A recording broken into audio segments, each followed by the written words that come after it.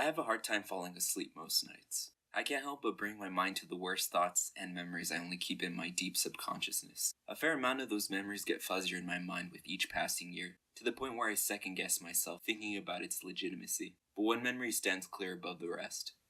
The House of the Dead.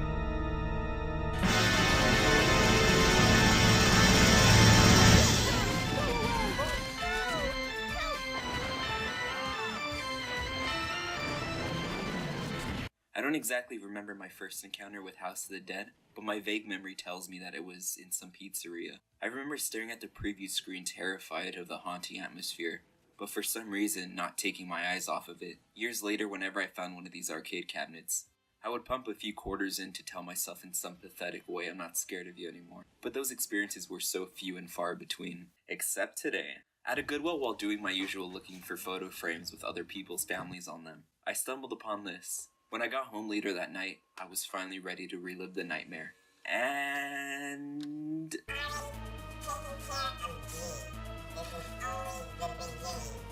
Help me! Heard a voice over there.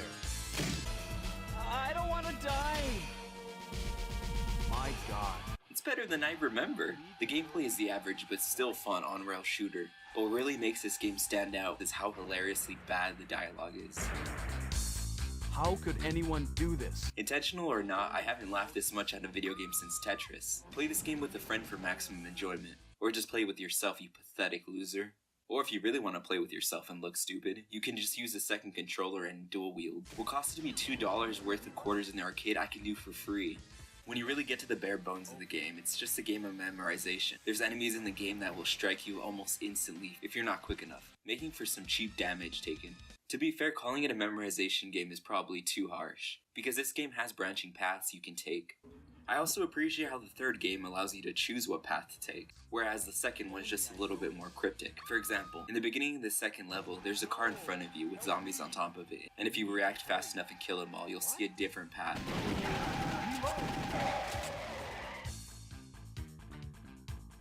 Thank you for rescuing me. To be fair, both games work in their own way, and make sure you're not revisiting the same path with every playthrough. You just don't give up, do ya? It's also fair to mention the game has a story, but it's so convoluted to follow that I don't care.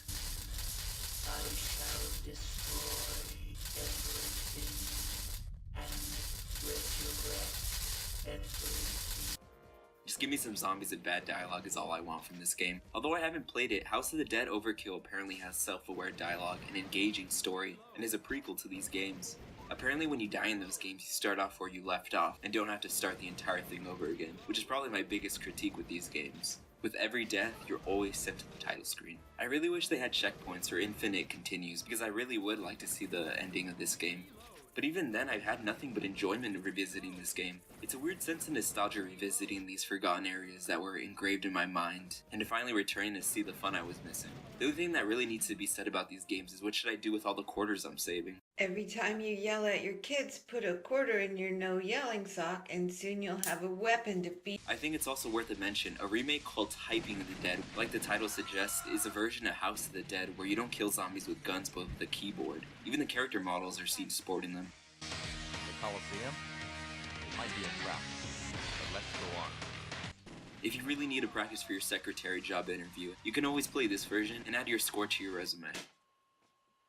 Another notable entry to the House of the Dead franchise was 2 films. One was directed by Uwe Boll, a filmmaker who actually challenges critics to boxing matches. Characters are poorly written.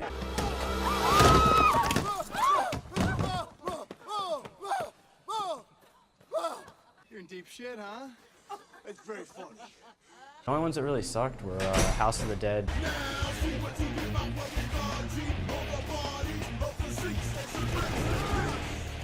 Hypnotically bad.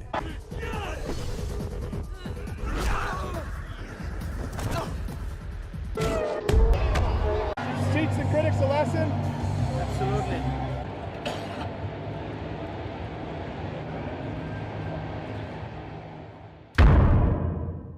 And the sequel was directed by Michael Hurst, who can't take criticism, and since then we haven't seen very much from the series.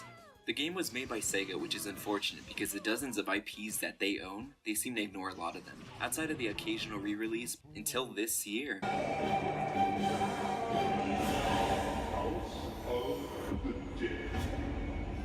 House of the Dead 6: Scarlet Dawn was released in 2018. The game looks great with updated visuals, and from the looks of it, updated gameplay as well.